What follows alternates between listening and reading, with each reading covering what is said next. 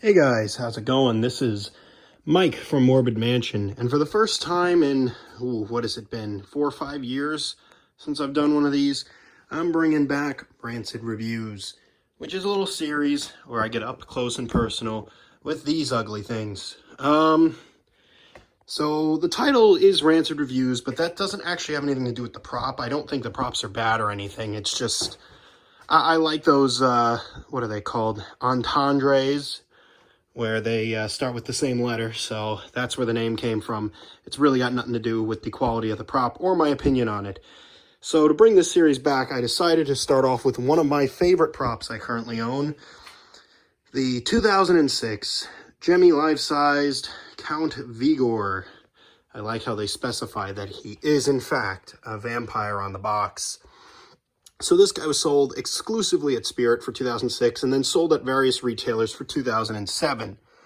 We'll go over the box here quick before we get into it. But I had a lot of work to do with this guy when I got him. He wasn't just a plug-and-play prop. I had to repair the jack in the neck, which had been kind of thrown together by the previous owner. I'll go ahead and throw in some pictures of it here. They're not very good. I didn't take very many pictures during this repair, which is something I plan on changing for the future. I do want to start documenting the repairs of these things.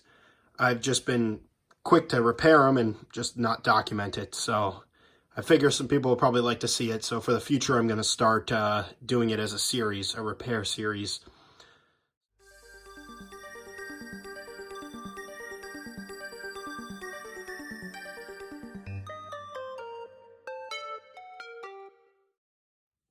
Here's some of my mad scrawlings here from the repair process, just trying to figure out, well, I had figured it out using a multimeter, what wires went where, but me just trying to make a diagram for me to follow, and you can see it just didn't really happen. There's another paper missing here, the last paper where I got it completely, like, easy to read and everything, but of course I can't find it for the video. But, yeah, this is just some of my mad scrawlings trying to figure this out. And you can see, I mean, it certainly did help in the end. You can see him fully working, so, yeah. So let's get back to the vampire, though. That's what matters. So you can see this is the 2 years, I believe, before Spirit started their own box design. So he uses the Gemmy box design from this period. It has all kinds of information. You can hear him speak and see him move. He's always looking for new victims. His eyes light up. His mouth moves to the words of his creepy vampire voice. Dressed in the finest attire, he is ready to greet your guests and, scare them silly, he's for indoor use only, candy not included. He holds candy bowl for serving your guests, candy not included. They really, really want to specify that you're not getting any fucking candy with him. His eyes look from side to side as his head turns, and he collapses for easy storage. So we got a bunch of other little mumbo-jumbo here at the bottom that I won't read, but... oh, look at that. Synchro motion. They actually trademarked the fact that it was animated. I never noticed that. That's pretty fun. So we'll walk over here to him. I actually think this is one of those instances where he looks better in person than he does as a prototype. Something about that one just kind of rubs me the wrong way. But he looks much better in person, and the 2006 models are really the ones to have. The 2007 models, they changed the programming of the eyes so that they look outward instead of inward. I'll explain that more when I show him operating. But they also, they changed the outfit, I believe. It became made out of a cheaper material. Here it's kind of this velvety material on the outside and a shinier material only on the inside front part of the cape. The rest of it is just cheap. So Gemmy was always a little cheap. But one thing I want to talk about with this guy is the retail price. So even on the box, it still does say he retailed for $200. Now, a lot of people like to say in recent years, Gemmy and Spirit, the prices have gotten ridiculous. They have always been ridiculous, all right? Especially for this guy. He's probably the best example I can think of. Now, when I was looking to buy one of these, I thought, just like Shivers and the Butlers, that he had a karaoke aux feature. He does not. Dr. Shivers sold for, I think, almost the same price, if not a little bit less. Was dressed just as nicely. I mean, a different outfit, but, you know, still high-quality material. And sold for just about the same, if not less, with more features. This guy sold for 200, and really the only reason why he sold for 200 is because he was exclusively sold at Spirit.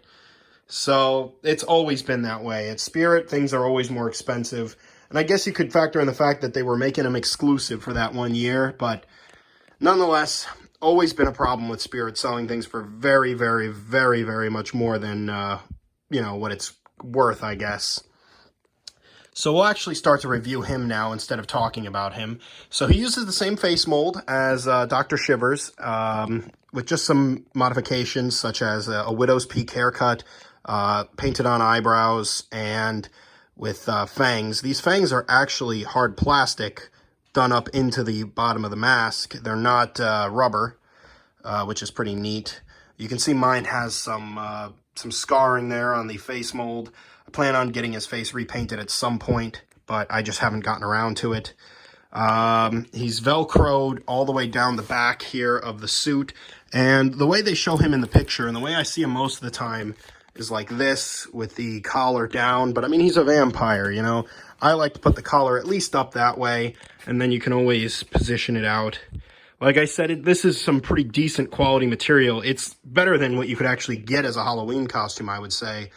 He's got this undershirt here, which is probably the most annoying thing, is getting this to go around his neck and not get stuck.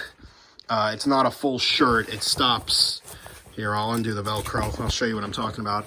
It stops right there, but the collar keeps going around his head, and it can get caught in the back here of the mold. It's a little bit annoying. Sometimes it limits the head movement. You can hear the motor struggling, which will probably happen in this video. But, yeah, there's not much you can really do about that. I'm no professional at dressing Gemmy characters, so, yeah, that's just the way it is. He didn't have this when I got him. The guy had lost it, but he found it, and I went back to him to get my Midnight Countess, so he gave me this with it. I also picked up a Hannibal Lecter from him, which you'll probably see in this video soon. You'll see in another video soon. But we'll move on down. He's got this same nice material for the vest. The shirt, I think, stops somewhere behind the vest, and I don't think it's white underneath. No, you can see it does stop somewhere. And that runs down, and he's kind of wearing this short cape with a long overcoat underneath. This same outfit was reused for the Deadhead Butler and for the prototype Jack the Ripper. So Gemmy did try to get the use out of it. But this is really about, you know, this is where it started. This was the first one to use this outfit, I believe.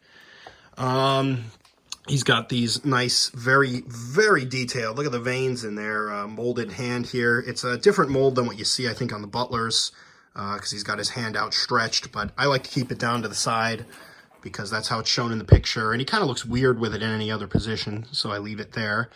He's got his goblet, which is a Gemmy trademark. You know, if you've got this solid metal bar in the arm, you might as well put something in the hand that it can hold, so that's why they're all like this. You can see I had to JB weld the top of the goblet back on, but it's solid now. I mean, you could put a freaking brick in it, and it ain't going nowhere. It'll break out of the hand before it'll break that back off. We'll continue on down him. Same high-quality material here. Unlike other Gemmy life sizes, he actually has another material underneath here. There's two layers. There's this thin plasticky stuff. I can't really get to focus there. And then there's the velvet over top of it. So he's very, very well dressed. Better dressed than I am right now. You can see the shoes down here. I don't know if these are his mold only. They might have been used on the Butlers. And you can see the classic Gemmy purple button. If we go ahead here and spin around the base to get another look here on the back, you can see what I'm talking about. There's no aux cord, no microphone feature, none of that. Just a collapse button, a switch, and a plug-in port. So it's a little bit disappointing in that regard, but he does have some nice phrases. He's certainly one of my favorite voiced Gemmy props. I love the background audio. I wish they had just not cut the audio. You know, if you know what I'm talking about, they kind of cut. If you listen to the prototype audio and then the used audio, they cut out the laughter after most of the phrases. And it does sound awkward in some phrases where he just cuts himself off and stops talking. But what are you going to do? It was only $200, right? You know? Anyways, so there's not really much else here I'm going to show you. I really don't have anything else to say. So I'll go ahead and cut the video, fix up his clothing, and I'll show you him working up close. Ah, good evening. I am so pleased to see you could make it. Come, we are expecting you for dinner. So you can see what I mean by the eyes facing inward. When the head turns that way, the eyes look in towards the person standing in front of him. And when the head goes that way, the eyes do the same thing. The 2007 models looked outward when the head turned outward. And there's also a few of them that have like bloodshot eyes. The original ones are not. But fun fact, the prototype does have them. If you look very closely here at the box, he does have bloodshot eyes. So don't know where that all came from, but yeah. What else do I have to say about him? You can hear the neck motor on this guy. It's very loud. It's just a thing with some of these classic Gemmys. Some of them are very loud. Some of them are pretty quiet. This guy is just known for having a loud one. You know, it's not lubrication of the gears. I might try lubing the hobby motor that actually runs the head with a little bit of oil. That might quiet it down a little bit. I want to drink a toast to your arrival later. Don't worry, I will find you when I am ready. You can see that the head doesn't really like turning this way very much. That's just the way the collar is on it, I believe. Because it was working pretty good before I got the, whatchamacallit here, the medallion. So I think it's just the fact that I've had to dress the collar a little bit nicer to make this fit, and that's making it get a little bit caught. I'm not too worried, though. The thing's got a lot of gear reduction on it for the motor. I don't think it's going to hurt it. Greetings. My name is Vigor. Count Vigor. If I may be of any assistance to you, just scream. So you get the idea of what he does. I just love his phrases. I love the background music, and I just love his look. We really don't have very many life-size animated vampires. Very few of them, in fact, and he's probably the best one that's been made. I can't even think of any others. I know SVI, in their early days, made one that kind of moved the cape back and forth. That one was kind of neat. I know Magic Power made a life-sized one based off of their bust that was sold at Grandin Road. That one's all right, too, but you can't really think of many others that stand straight up like him that have that amount of movement. It's just doesn't really exist, which is why he's become very sought after. I paid, I don't know if I should go into detail for how much I paid, but I paid quite a bit for him. I paid just about what he goes for on eBay for him. And I mean, yeah, mine fully worked. All I had to do was rewire the head, but still, you know, there's a reason why he demands such a high price. And it's not because he has a lot of features, and it's not because he's the most detailed Gemmy life-sized. It's just because he's the best vampire one made, all right? That's not an opinion. That's just a fact, all right? But yeah, I'll play him for you one more time here, and I guess I'll end this review off. There's not much else I have to say about him. Ah, wonderful. You've arrived. Please, make yourself at home. My cape is your cape. Actually, that reminds me. There is something else I wanted to say about him. You can hear that, how that phrase gets cut off there at the end, and it's more noticeable from here on out. Hello, I am the Count. Do you know why they call me the Count? You will find out soon enough. Yeah, and he does that for the rest of them. Please, help yourself to any refreshments in my home. I shall partake later. Oh, good. I was hoping you would come. You have a beautiful neck for conversation. Something I can really sink my teeth into. Okay. Stop me if you've heard this one. What did the vampire say to the sick vampire? Hey, is that you, Gossip? Alrighty, so that's about it. I don't really have anything else left to say in this review. I want to apologize if the camera angles aren't that great. I mean, I'm recording this on a phone, and it's been a long time since I've done a video like this, so it's probably a little hard to watch, but hopefully I'll get the hang of things going forward and be able to do these reviews a little bit better from now on. But yeah, I figured this guy would be the perfect one to start back off the review series. And yeah, so if you stay tuned, I'll probably get around to reviewing some of the other life sizes I've picked up recently. Yeah, I got nothing else really to say. So thank you all for watching. If you've made it this far, go ahead and subscribe if you're not already, all that stuff. Go ahead and like and comment and what else? Favorite and I don't know.